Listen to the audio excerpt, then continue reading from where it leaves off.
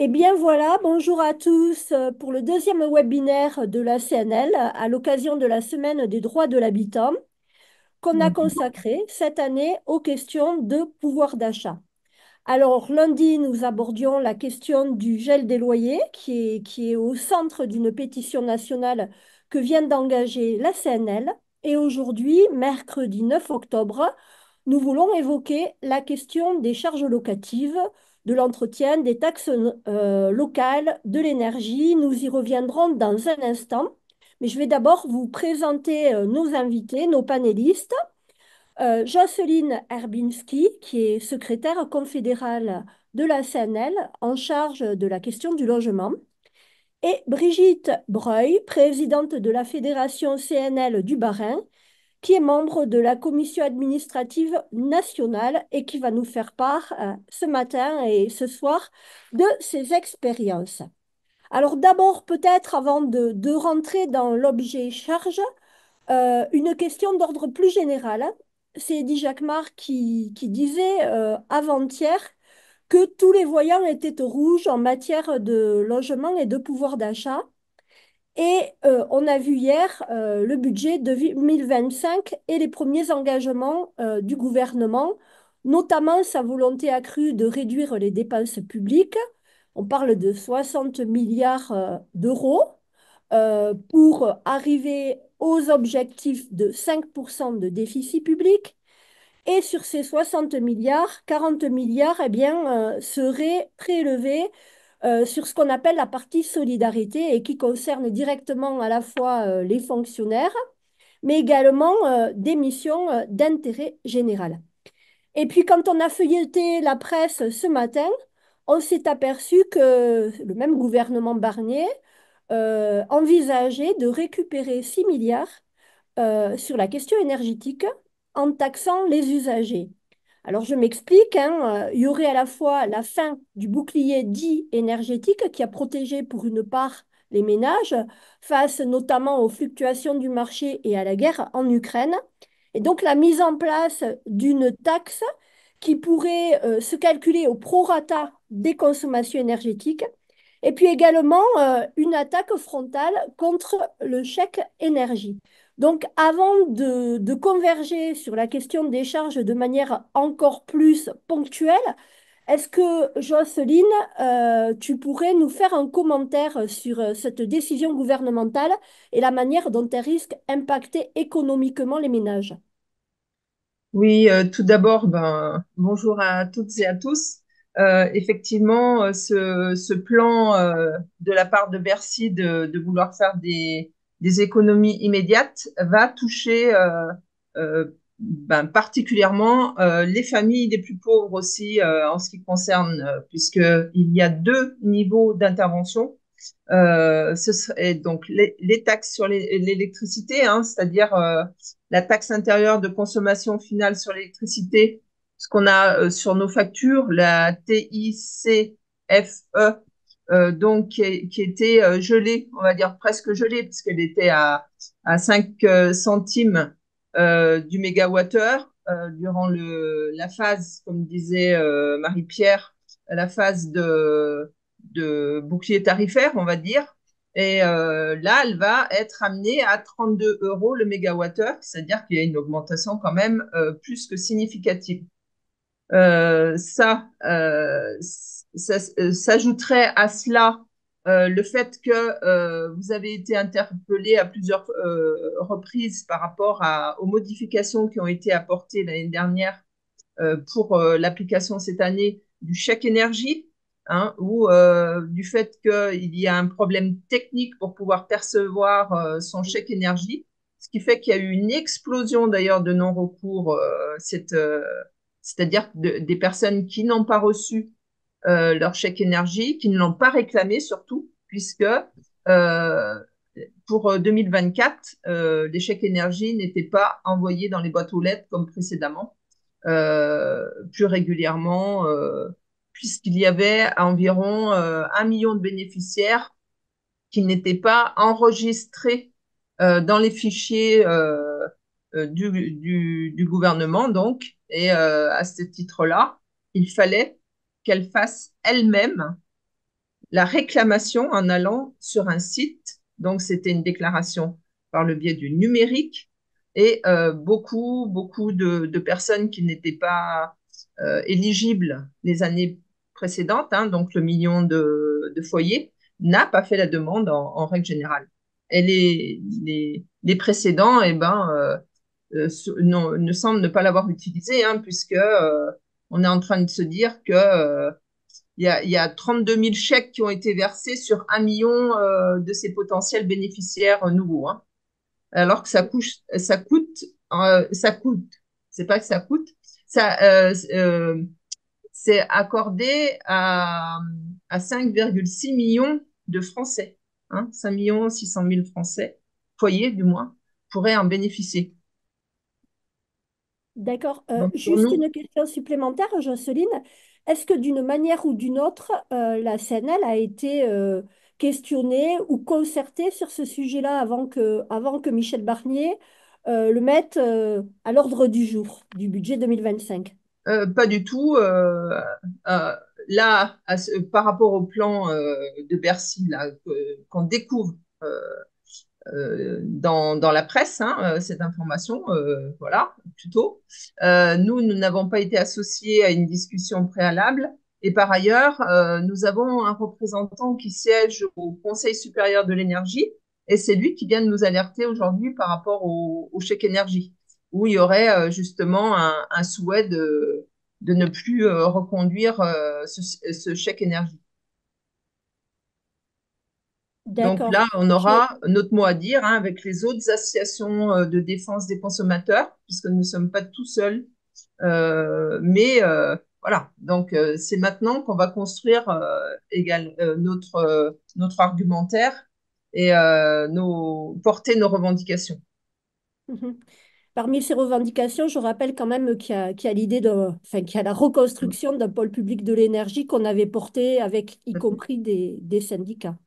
Voilà. Porter avec les syndicats et on avait engagé aussi une pétition, hein, voilà, nationale, je le rappelle quand même, et on peut toujours la réactiver, on va dire, puisque effectivement ce pôle public des énergies, pour l'instant, on n'en voit pas l'ombre d'une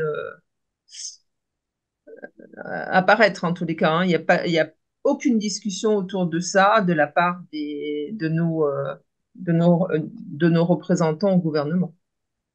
Tout à fait, oui. Et puis, il faut ajouter également qu'avec la mise en place de la réforme des retraites, on a également toute une partie des locataires qui vont directement être impactés sur un autre pan du pouvoir d'achat. On va quand même maintenant cerner un peu plus cette question des charges, hein, qui est au cœur des webinaires. Je vais encore une fois me retourner vers Jocelyne. D'abord, j'aimerais que tu nous définisses précisément qu'est-ce qu'on entend par charge locative. Il y a une histoire des charges locatives. Est-ce que ça a toujours été comme on le vit maintenant? Est-ce qu'il y a eu des évolutions? Est-ce que la question est la même concernant le logement privé et le logement social? De quel encadrement on bénéficie par la loi? Et comment, là encore, on vient de l'évoquer, eh bien, les associations locataires, et tout particulièrement la CNL, peuvent participer de ce débat-là et être entendues. Quelle instance de représentation pour cela? Oui. Donc par rapport charges locatives, attention que nous fassions pas l'amalgame avec les réparations locatives, hein.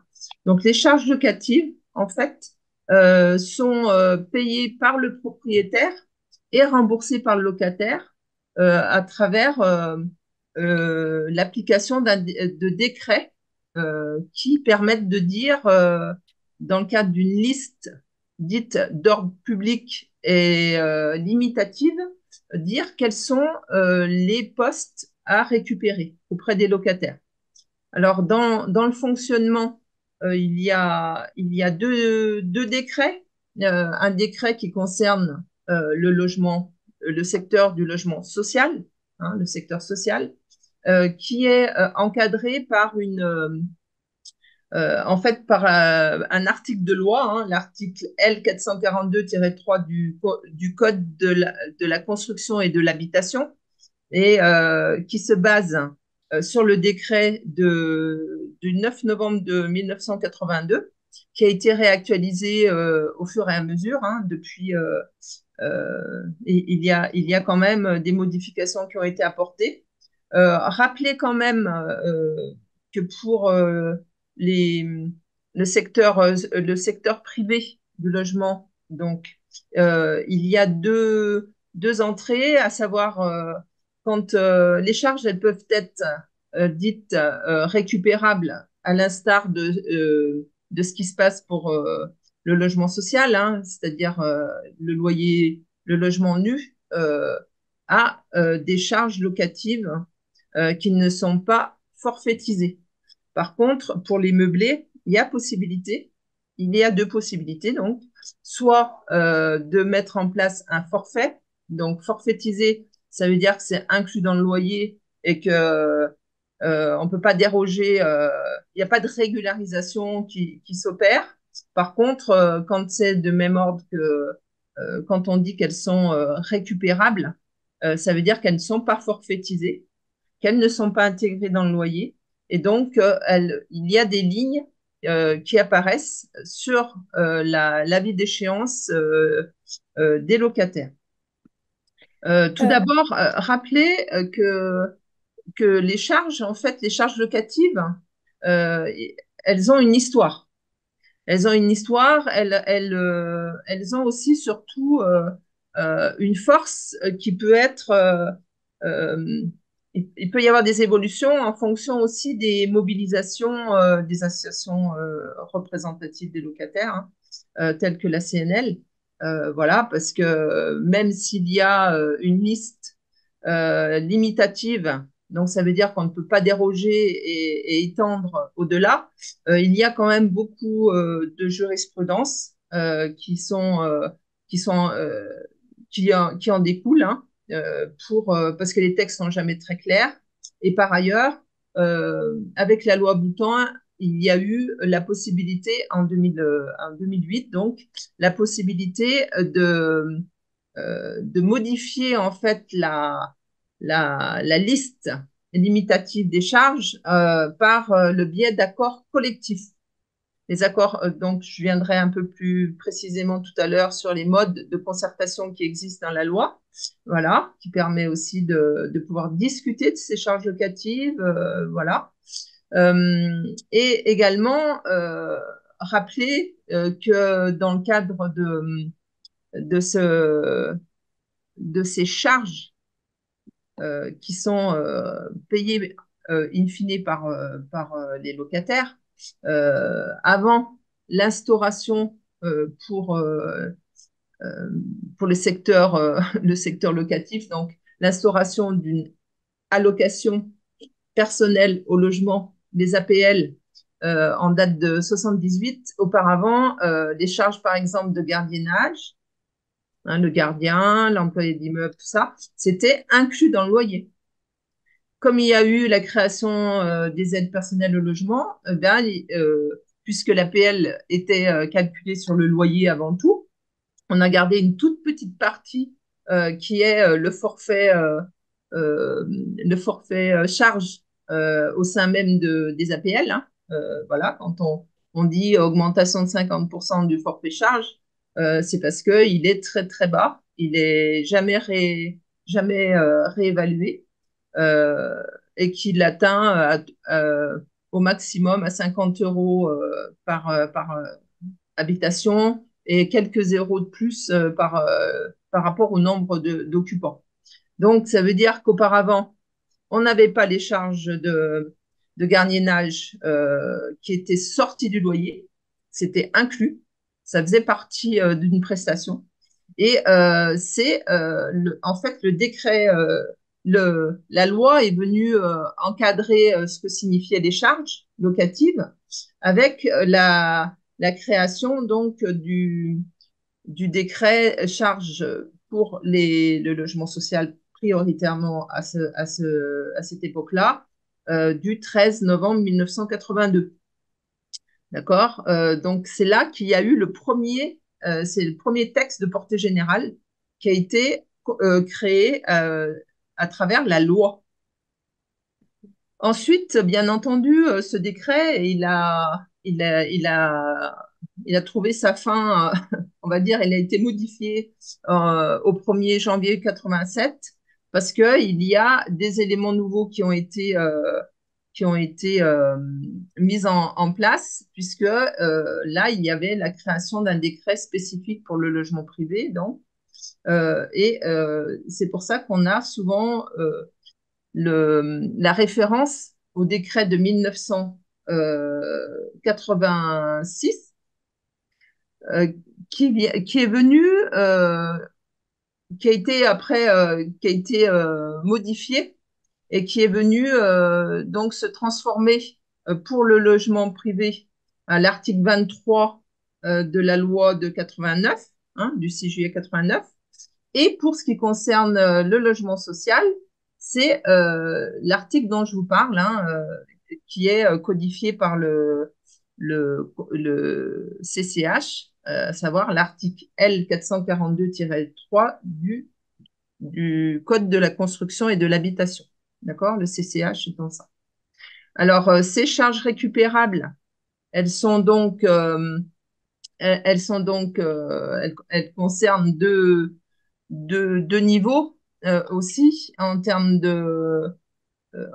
qu'est-ce que ça veut dire récupérable? Donc, il y a une part dans toute prestation qui est liée euh, à l'usage dans le logement des équipements, dans les communs des équipements également, l'entretien ménager, la consommation d'eau, les ascenseurs, le chauffage, etc. Tous ces grands postes. Il y a 8 grands postes qui sont identifiés dans le cadre de l'annexe de ces décrets. Et il y a donc euh, une part qui dite récupérable. Ça veut dire que dans une prestation qui est réalisée, il y a une part qui peut être récupérable auprès des locataires et une autre part qui ne l'est pas. Donc c'est pour ça que c'est complexe. Il faut interpréter les textes. Et tout ce qui n'est pas, par contre, mentionné dans la liste dite des charges récupérables ne devrait pas normalement être facturé au locataire. Donc ça, c'est assez complexe par rapport à ça. Euh, également, ce qui est complexe, c'est qu'à travers le bailleur, qui est un peu le percepteur des impôts, euh, la taxe d'enlèvement des ordures ménagères ou autre taxe, la taxe, on dit balayage. Alors actuellement, elle était abandonnée à un moment donné et là, elle semble revenir parce que justement, les collectivités locales ne peuvent plus non plus les ressources de la taxe d'habitation. Donc, ils essayent de mettre ça en place, une taxe de balayage autour de l'immeuble, ce qui fait que ça, c'est récupérable auprès des locataires. Mhm. Donc, ce sont des postes importants qui peuvent être les taxes, hein, ça évolue, hein, on le voit. On le voit pour la taxe foncière, mais ça évolue aussi pour les taxes locales, quoi. Alors, peut-être que je vais reprendre la parole pour être extrêmement concret. Donc, tu nous as très précisément décrit la loi, également l'évolution de la loi, qui d'ailleurs, au travers de ce que tu as dit, n'est pas au bénéfice malheureusement du locataire ou de l'habitant. Et cette loi, elle permet également euh, aux bailleurs ou aux propriétaires de solliciter des provisions ou des avances pour charges payables chaque mois en même temps que le loyer. Et donc, justement, j'aimerais qu'on en vienne maintenant à cette provision des charges. Qu'est-ce que ça signifie concrètement? Et également, ce qu'il advient chaque année, c'est-à-dire la révision annuelle de cette provision et la manière dont le locataire ou l'habitant peut en récupérer tout ou partie, enfin partie en tout cas. Est-ce que Jocelyne ou Brigitte veut bien nous expliquer ce qu'il en est. Pour laisser respirer Jocelyne, peut-être Brigitte. Mais annuellement, le propriétaire ou le bailleur social a l'obligation d'établir un décompte de charges. Donc, il fait la comptabilité annuelle de ses factures, tout ce qu'il a avancé comme frais, électricité des parties communes, chauffage qui est assez complexe, nettoyage des parties communes, l'eau.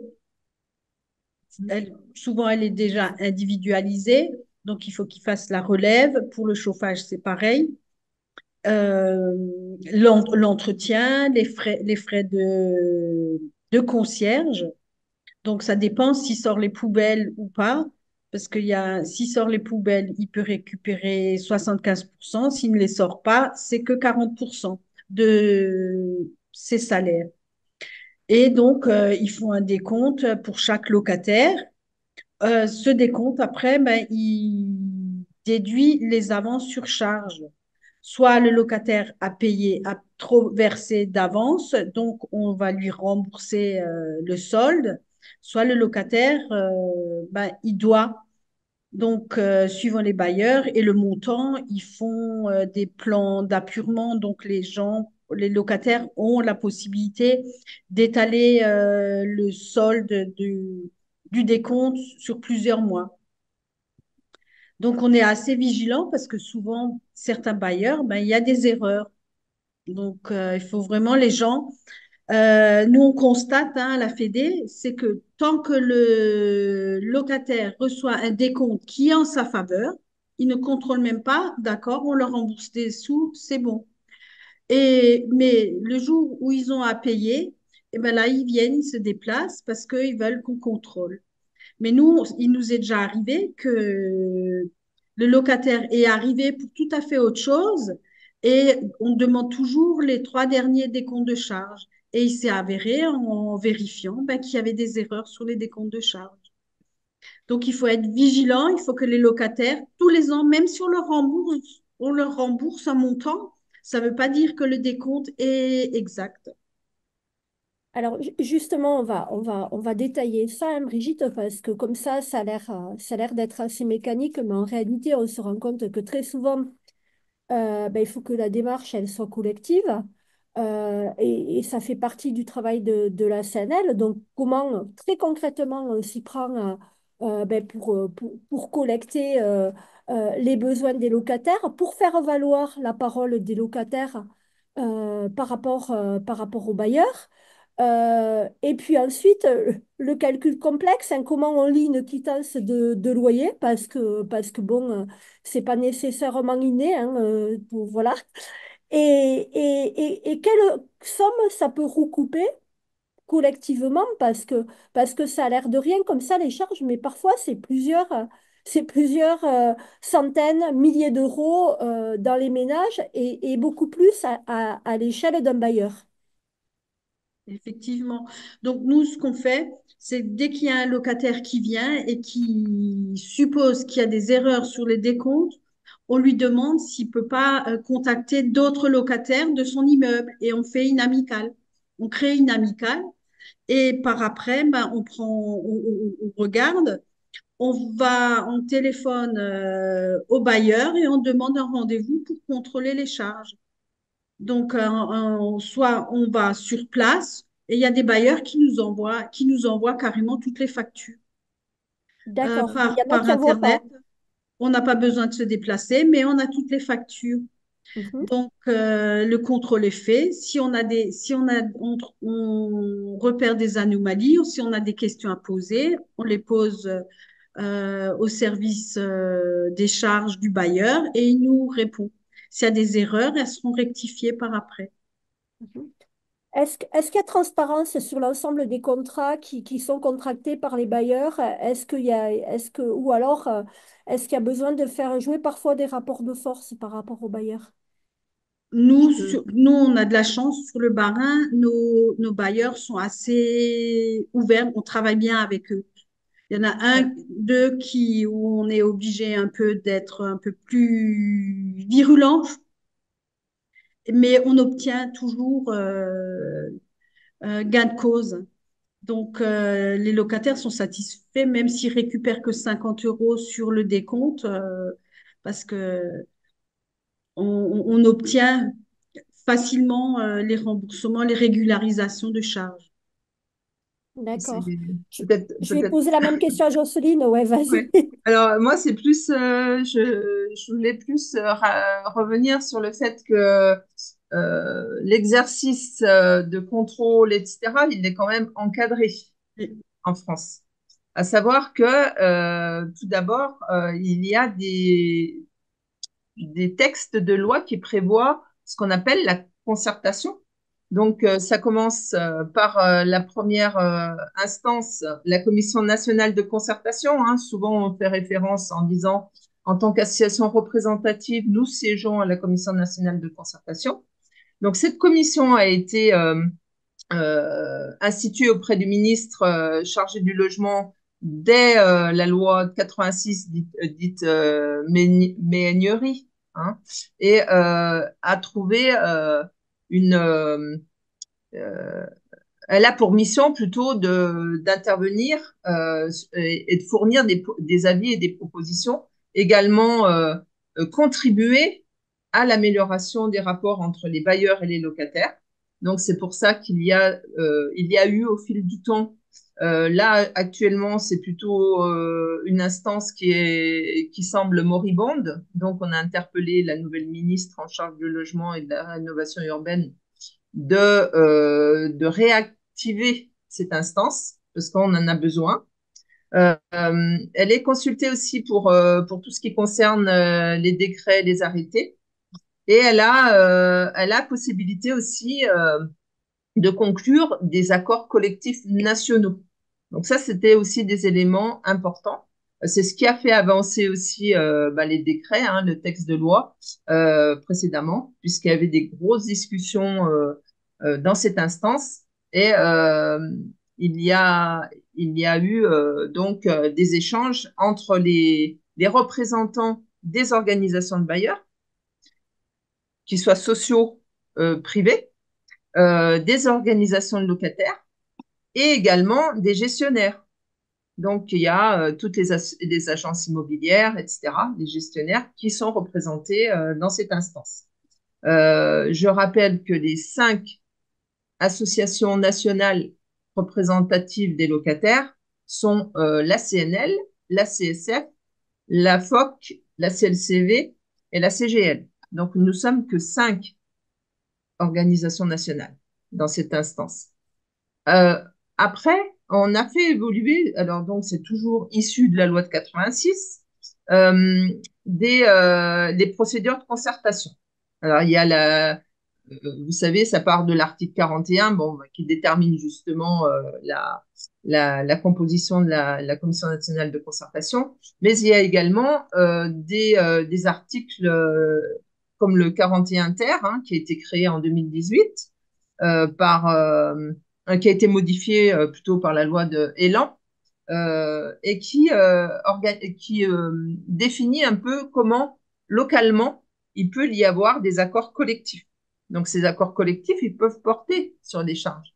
C'est-à-dire que souvent, en plus, alors c'est bien peut-être que les bailleurs ils soient attentifs, il n'empêche que souvent ils essayent de mettre en place des accords collectifs locaux sans qu'on soit, nous, associations représentatives, au courant de ces accords. D'accord? Donc, ces accords peuvent permettre de récupérer des charges qui ne sont pas, qui n'ont pas été écrites dans le décret. Donc, ça veut dire que parfois, on se retrouve à devoir payer des charges parce qu'il y a eu un accord collectif qui ne sont pas prévus dans les textes. Et par ailleurs, alors par rapport à ce que disait Brigitte, c'est-à-dire qu'on a cette possibilité quand même, il y a l'article 42, hein, donc là c'est par contre, nous qui sommes plus associés, on doit, il y a il y a une formalité précise hein, en termes de représentativité des associations, même au niveau local, etc. Donc il y a aussi possibilité d'avoir des accords, mais qui doivent être comme l'accord contrat robinetterie, etc. Ça doit après, même si les organisations se sont mis d'accord pour signer cet accord, doivent être présentés à tous les locataires qui ont aussi un mot à dire s'ils répondent pas ou s'ils valident pas. Mais c'est vrai que c'est c'est c'est difficile aussi de mobiliser des locataires pour dire non, on veut pas de ces accords. Parce qu'il faut obtenir environ 50% de refus pour que ces accords ne soient pas appliqués. Et puis, on a la possibilité, alors ça, c'est par rapport à ce que disait aussi Brigitte, c'est-à-dire que on a la possibilité de constituer des groupements de locataires. Dans le contexte actuel où on a des bailleurs sociaux qui ont beaucoup vendu de logements à des endroits différents, donc ça veut dire qu'il y a certains immeubles dans un quartier qui peuvent être devenus des copropriétés. Donc il y a une gestion syndic, etc. Et comment pouvoir discuter, parce que dans ces textes de loi, il y a la possibilité de pouvoir discuter avec le représentant, alors soit le bailleur social, soit le syndic, de pouvoir discuter semestriellement des charges, justement. D'accord? Donc ça, c'est des éléments aussi importants. Et quand on parle de charges, il faut parler aussi de contrats. Il y a des contrats qui sont élaborés sur des périodes qui peuvent aller quand même de 3 ans. En général, c'est 3 ans. C'est un an renouvelable 2 fois ou des contrats de 3 ans fermes, reconductibles, etc., euh, qui encadrent l'entretien de l'ascenseur, la maintenance de l'ascenseur, de la chaufferie, des espaces verts, du ménage, entretien ménager. Donc tout ça, ça peut être en fait discuté. Mais souvent, les bailleurs ne souhaitent pas euh, avoir ces discussions-là. Donc à nous de dire aux locataires, pour les mobiliser justement, vous pouvez vous constituer en groupement, il suffit de 3 personnes. On envoie en recommandé au syndic ou au bailleur les noms des 3 représentants de la CNL dans cet immeuble ou dans ce groupe d'immeubles. Et ça nous permet d'être des interlocuteurs en tant que représentants des locataires, des interlocuteurs et porter les discussions justement et auprès de la copropriété et auprès du bailleur social. Voilà. Euh, Jocelyne, pour bien comprendre, hein, parce que c'est quand même sacrément complexe hein, quand il n'y est pas, quand il est pas dedans, vraiment. D'abord, sans culpabiliser personne, la logique quand même du bailleur aujourd'hui, c'est de faire supporter une série de coûts sur les habitants. On est quand même, malheureusement, de par la situation, dans cette logique-là, premièrement. Et deuxièmement, quand on est confronté à ce problème des charges, il y a une législation nationale, mais il y a la possibilité de discussion locale in fine, euh, est-ce que le national prévaut à tous les moments? Si on a une discussion locale plus favorable qu'une discussion nationale, est-ce que la discussion locale prévaut? Et si la discussion locale est moins favorable que les bases nationales, euh, est-ce qu'elle prévaut aussi? Comment ça se passe, cette articulation entre ce que fait nationalement la CNL et ce que peuvent faire les fédérations ou les amicales. Alors il y a pas d'accord, sinon ce serait à travers la Commission nationale de concertation. D'accord. Malheureusement, il n'y a pas d'accord collectifs nationaux qui pourraient être justement cadrer encore un peu plus la loi, parce que effectivement, on a eu les bailleurs et les agences immobilières, bien entendu aussi, qui montaient au créneau pour modifier le décret charge. Parce que pour eux, alors que nous, on dit ça suffit, il y a suffisamment de charges qui nous sont imputées. Là, d'un seul coup, ils veulent, c'est pas d'un seul coup, hein, c'est tout le temps. Ils veulent ils montent au créneau pour dire, ah ben, nous, on parle de modification des charges. Donc, on a eu ça il y a une dizaine d'années, une remontée au créneau à ce niveau-là de la part des bailleurs.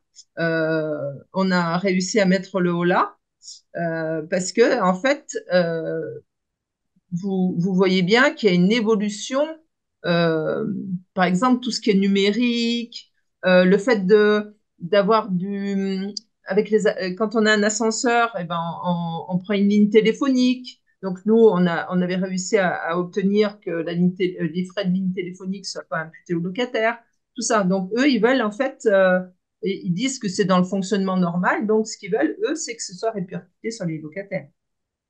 On a aussi beaucoup de litiges sur l'histoire tu parlais, Brigitte, du 40% récupérable, 75% récupérable sur les gardiens.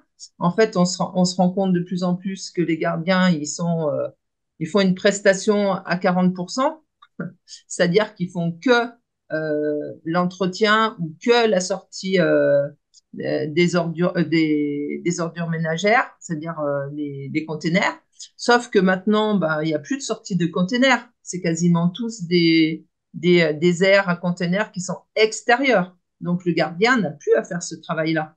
Alors maintenant, les bailleurs font glisser l'interprétation de la loi en disant ah ben notre personnel en fait il balaye autour de ces containers semi-enterrés ou autres, donc bah, c'est récupérable, en fait il fait la prestation. Voilà, donc il y a ces évolutions là et ça peut être comment ça peut être discuté parfois le bailleur pour se prémunir contre une action judiciaire, il va aller sur la discussion et la signature d'un accord collectif en disant, bah voilà, maintenant nos gardiens, bah, ils font ce nettoyage. Est-ce que vous acceptez donc de signer cet accord collectif en disant, bah, c'est récupérable? Ou alors, ils forfaitisent. C'est-à-dire qu'auparavant, dans la loi aussi, normalement, c'est les sommes, quand on parle de facturation du personnel, sur un immeuble, on va avoir un personnel qui vient d'arriver, il coûte moins cher, entre guillemets, qu'un personnel qui arrive en fin de carrière. Donc, les bailleurs, pour lisser un peu les charges, puisque l'immeuble qui a, qui a un gardien qui travaille depuis longtemps va coûter plus cher. Et donc, ben, d'un immeuble à l'autre, des locataires ils disent, mais pourquoi nous, on va payer plus cher, etc. Donc, il y a des bailleurs qui sont dans la démarche de dire, ben, on va lisser, on fait un pool. On décide de mettre toutes les charges des gardiens sur le quartier. Et après, on distribue, ben, comme distribue à la surface habitable de chaque logement. Hein, voilà. Donc ça, ça, c'est obligé de passer par un accord collectif. Sinon, ben, n'importe quel locataire lambda peut saisir la justice en disant, ben, il y a pas l'application stricto sensu du texte. Donc, c'est une mesure dérogatoire au texte qui peut être justement annulée par le juge. Et quand il y a des travaux, comment ça se répercute? Là, j'ai sous les yeux un article qui concerne d'ailleurs la CNL de Villeneuve-d'Ascq et qui dit qu'il y a un bailleur qui vient de demander une régulation pardon, de charges allant de 700 à 800 euros alors que sont intervenus des travaux de rénovation thermique qui ont été terminés en 2022. Donc, avec une interrogation des militants de la SNL et une lutte qui est lancée par rapport à Vilogia d'ailleurs. Comment ça se passe quand il y a des travaux sur un immeuble? Est-ce que ça se répercute sur les charges des habitants, des locataires? Est-ce qu'il y a des lois par rapport à ça également qui statuent? Je peux répondre ou... Tu peux Oui, oui. répondre oui. Euh, là, ça dépend des natures de travaux. Alors, est-ce que c'est le fait d'avoir, on a ces cas de figure hein, régulièrement, malheureusement, où des bailleurs, en fait, font exécuter des travaux de rénovation énergétique de leurs immeubles. Et parfois, il y a des entreprises eh ben, qui sont pas, qui se branchent pas sur leur électricité, sur leur comment on appelle ça, sur Leur compteur de leur chantier. compteur de chantier ou ne peuvent pas prendre l'eau des communs, par exemple. Hein, parce que là, c'est plus compliqué quand même. Ils vont pas se mettre sur les bornes à incendie. Donc voilà. Donc ça aussi, c'est l'attention particulière parce qu'il faut toujours en fait que les locataires soient attentifs à ce qui se passe dans leur et dans leur commun et dans les extérieurs et dans leur logement.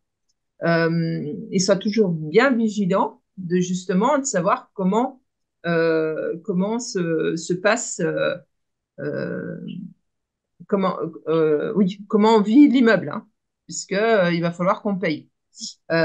Donc là, c'est différent. Là, il faut agir immédiatement. Alors, ce qui est aussi très important, c'est qu'en fait, pourquoi je dis être vigilant? Parce que même quand on va faire un contrôle de charge, on va aller compulser les contrats d'entretien, de maintenance, etc., qui déterminent des prestations, des coûts, une périodicité d'intervention, etc. Donc ça, il va falloir qu'on en prenne bien connaissance avant pour voir si les factures qui nous sont produites correspondent. Euh, et l'obligation qui est faite aussi dans la loi, c'est de dire les, les charges doivent être justifiées. Justifiées, ça veut dire et correctement exécutées et exécutées, tout simplement. Parce que parfois, eh ben, il y a un entretien ménager toutes les semaines et on se rend compte que l'été, ben, il n'y a plus qu'une fois par mois, etc. Mais on continue à payer la prestation. Voilà. Donc c'est pour ça que je dis, il faut toujours être vigilant. Noter, pensez à noter chaque fois dans le fonctionnement au quotidien de notre immeuble les choses qu'on constate. Hein, et se rapprocher justement de la CNL pour dire, ben voilà ce qui se passe dans mon immeuble. Comme ça, quand on fait un écrit et qu'on va contrôler, on a des preuves. On va dire, on a alerté. Parce que souvent, les bailleurs, quand on va faire le contrôle de charge, on dit, ah non, non, mais ça, c'est pas bien fait, c'est pas vrai, il n'y a pas tant, il n'y a pas cette prestation-là qui est assurée, etc. Il nous dit, ben, quelle preuve? Jusqu'à maintenant, j'ai eu aucune plainte. Pas de plainte. D'accord? Donc là, nous, il faut qu'on apporte les preuves aussi de ce qu'on dit. Sinon, eh ben, on se retrouve, on a eu des jurisprudences où on a perdu parce qu'on n'avait pas les éléments de preuves tangibles et on n'a pas pu les fournir. Après, euh, il y a les travaux de réhabilitation parfois, il y a le changement aussi de mode de chauffage. C'est-à-dire que des immeubles qui étaient avec un chauffage collectif, gaz, une chaufferie, on va dire, collective, mais sur les immeubles, un immeuble ou plusieurs immeubles. Et là, ben, il y a changement. Il y a raccordement au chauffage urbain. C'est pas du tout les mêmes prix, hein. C'est pas les mêmes prix, c'est pas la même façon de, comment dire, on paye pas la même chose. Et ça, on a perdu malheureusement lors on était allé, c'est la CNL qui était allée, avait obtenu en cassation à ce que justement les locataires qui sont sur le chauffage urbain payent que la l'intervention du chauffage, on va dire, le combustible et puis un peu d'investissement, mais pas tout. Et on a perdu puisqu'il y a eu une nouvelle loi, la loi NOM, hein, d'ailleurs, par rapport à l'énergie, en, où,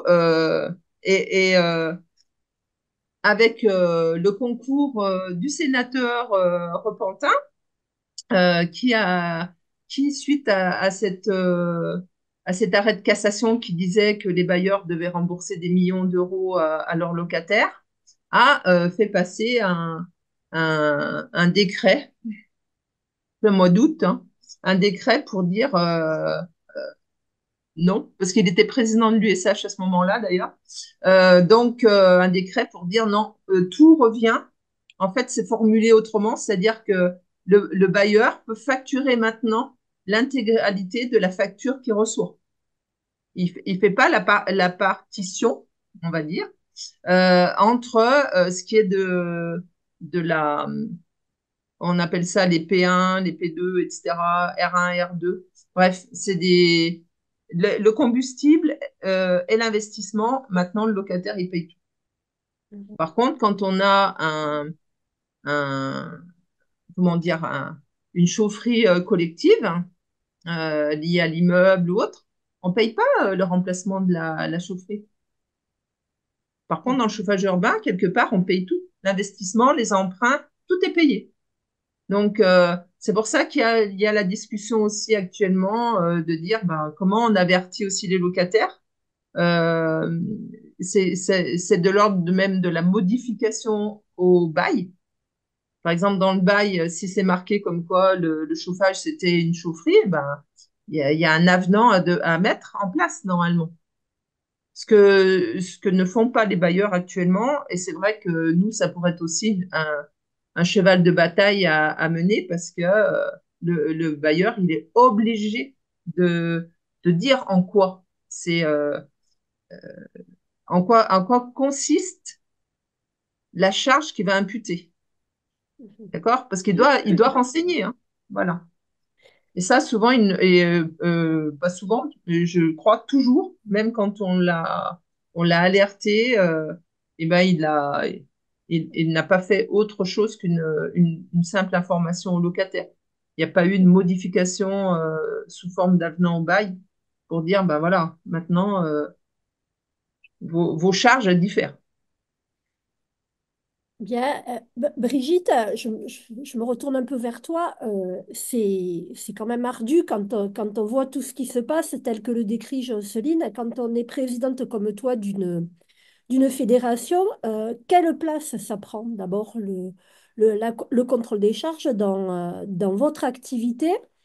Et puis, d'autre part, tous les locataires peuvent pas être spécialistes de ça. Donc, ça veut dire qu'il faut à tout moment, vous, capable d'informer, de lire avec eux. Comment concrètement vous pouvez suivre tout ça et quelle part de votre activité y passe? C'est 50% de l'activité, hein, les charges. La plupart du temps, c'est les locataires y viennent justement parce qu'ils estiment qu'ils payent trop de charges. Donc, ça permet, nous aussi, par après, ben, les sensibiliser aussi parce que souvent, il y a des factures de chauffage énormes parce qu'il y en a certains qui ne sont pas économes. Et donc, on leur explique aussi, il y a tout un travail hein, d'éducation aussi, la gestion du logement, l'eau, parce que quand ils passent, quand il y a des travaux de réhabilitation, du coup, le logement passe, on leur installe des compteurs individuels. Et souvent, la première année, ben, ils font pas attention, hein, ils continuent à consommer l'eau comme avant parce que c'était calculé à la surface habitable. Donc, ben, ils ont des grosses surprises. Et on leur conseille toujours de faire attention et de relever trimestriellement leur compteur d'eau pour voir à peu près ce qu'ils consomment. Et donc, la deuxième année, ça va déjà mieux, hein. C'est une éducation qu'il faut faire pour le chauffage pareil, hein. Fermez les fenêtres, quand vous ouvrez les fenêtres, fermez les robinets thermostatiques. Quand vous sortez, baissez-les. Il y a toute une éducation à faire justement pour une maîtrise des charges, parce que les charges de chauffage explosent parfois. On a des gens qui se retrouvent avec un décompte final, plus de 1 500 € et le plus gros, c'est le chauffage, malgré le bouclier tarifaire. Donc, c'est vraiment, nous, on explique vraiment les gens quand ils arrivent. C'est vraiment leur expliquer vraiment en détail tous les postes et surtout le point chauffage. Là, il faut qu'ils soient vigilants parce que c'est ce point-là qui pèse dans le budget. Et par ailleurs, on a des bailleurs maintenant qui essayent aussi de récupérer l'enlèvement des encombrants.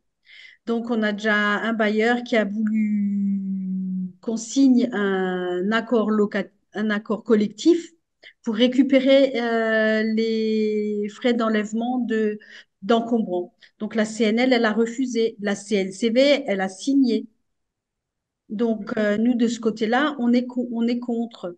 Mais c'est aussi le nettoyage, par après, le nettoyage des locaux, ça, c'est récupérable. Donc, il y a des immeubles où les gens se retrouvent, le poste nettoyage est énorme par rapport à d'autres immeubles, mais justement, c'est dû au fait du nettoyage du local après l'enlèvement des encombrants.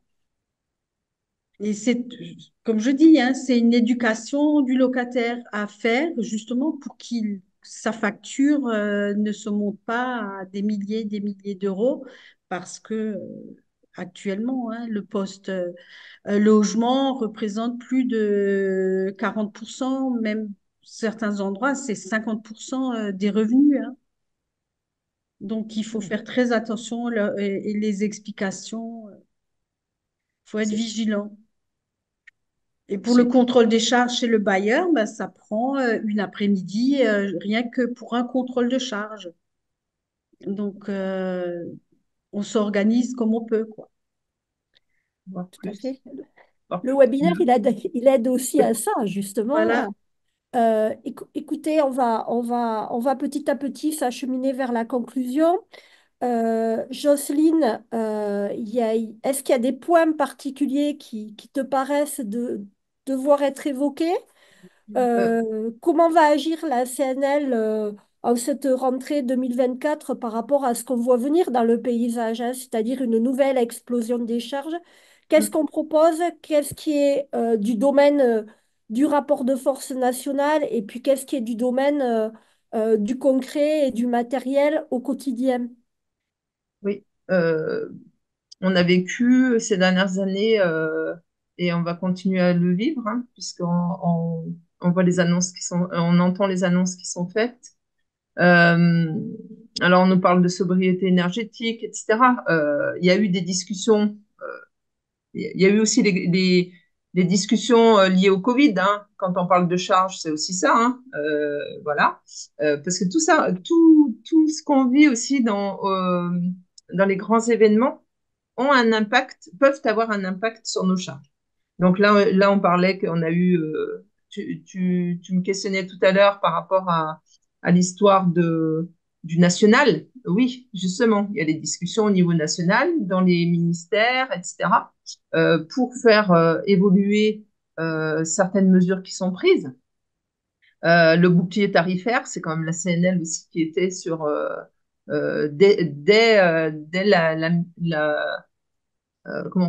dès qu'il y a eu apparition du Covid, etc., tout le monde devait, voilà, on a continué à travailler que par visio, avec même les services ministériels, le suivi, les impayés, parce que les impayés de loyer, mais il y a les impayés de charges. Il y a tout ça. Donc tout ça, il faut que ce soit pris en compte. L'histoire de l'explosion des coûts des énergies, c'est pareil.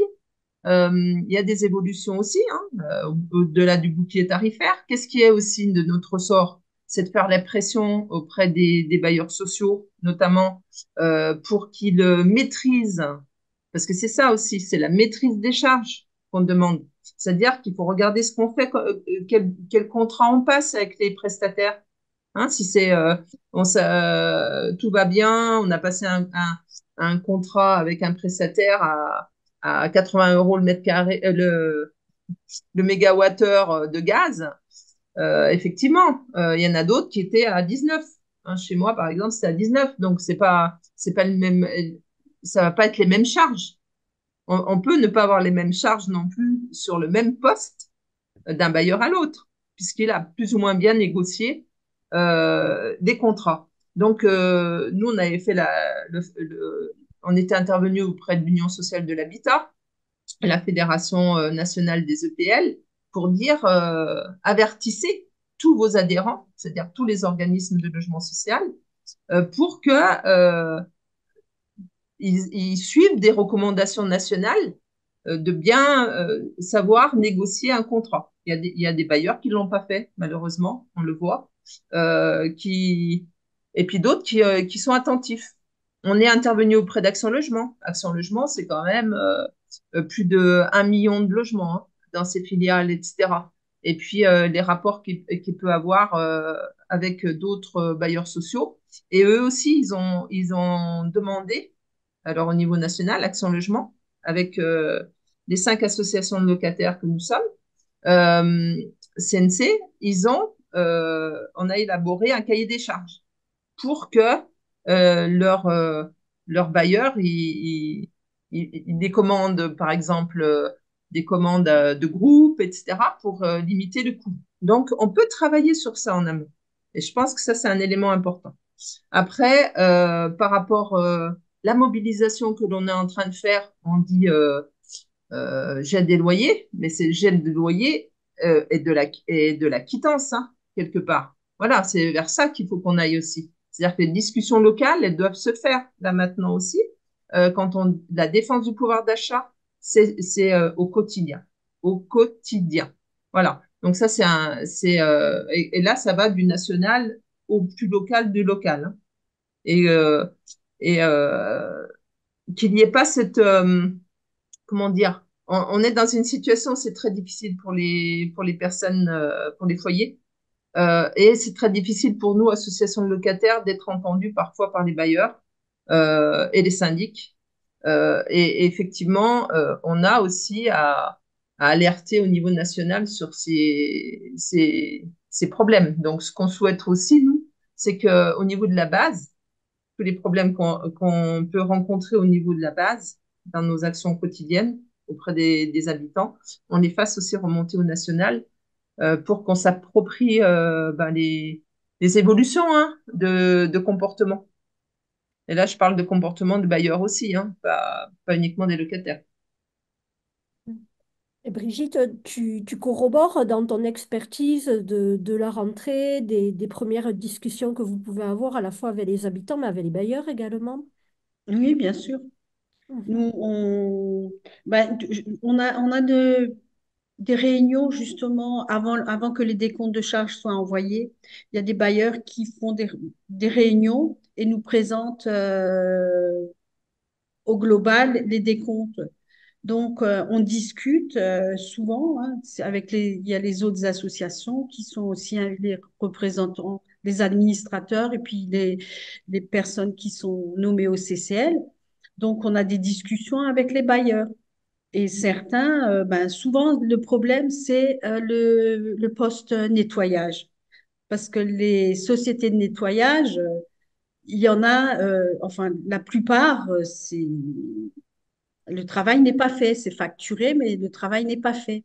Et donc, nous, on a vraiment lancé une alerte à tout, partout, que les locataires, ben, ils harcèlent le bailleur parce que c'est une fois par semaine. C'est pas fait. Hop, à plusieurs, vous téléphonez. Ils ont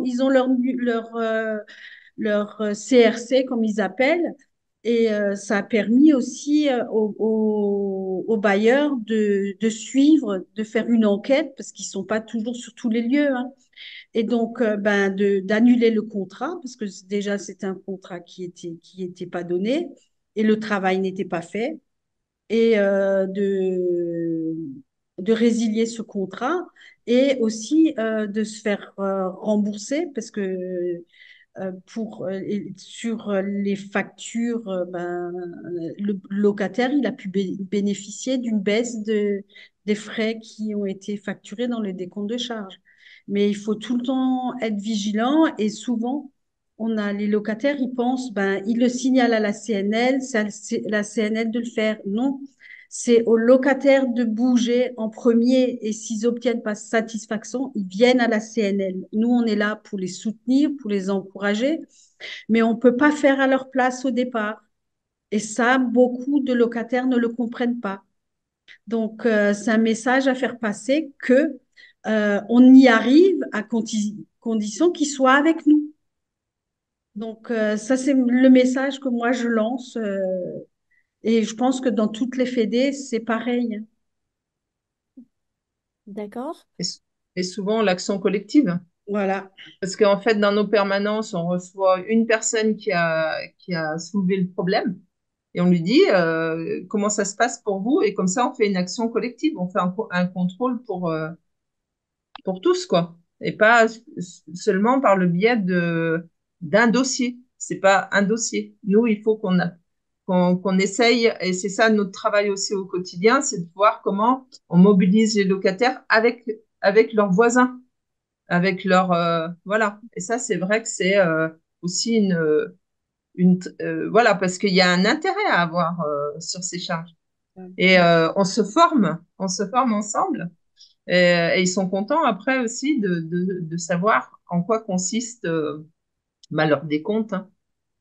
Voilà. Et puis ils ont des possibilités. La CNL a fait évoluer aussi les textes en disant il y a un apurement quand le bailleur a produit trop tard, tardivement sa régularisation, il peut payer sur 12 mois. Et il y en a peu qui mettent en place ça, quoi. Parce que on n'a pas la connaissance de la loi et de ce que peut nous apporter la loi aussi. Voilà. Mesdames, on conclut là-dessus? Ça vous va? Alors, on va dire, hein, parce que non, non, mais c'était fort intéressant. D'abord, dire que ce que vous donnez très bien, c'est que la CNL est une association de défense des locataires et des habitants qui ne va pas se substituer à l'intervention des locataires et des habitants eux-mêmes, mais qui est un atout supplémentaire, qu'on a une expertise militante, qu'on a une expertise juridique également, qu'on a une force collective du local au national. Et ça, c'est important parce qu'on est dans le rapport de force directement avec le ministère, et il faut, parce que c'est comme ça qu'on fait évoluer les choses. Et puis renvoyer aux batailles de la CNL en cette rentrée, dont Jocelyne qui rappelait qu'on ne peut pas dissocier la question des charges de celle du gel des loyers et de la construction de logements sociaux. Donc on appelle tout le monde à signer la pétition de la CNL.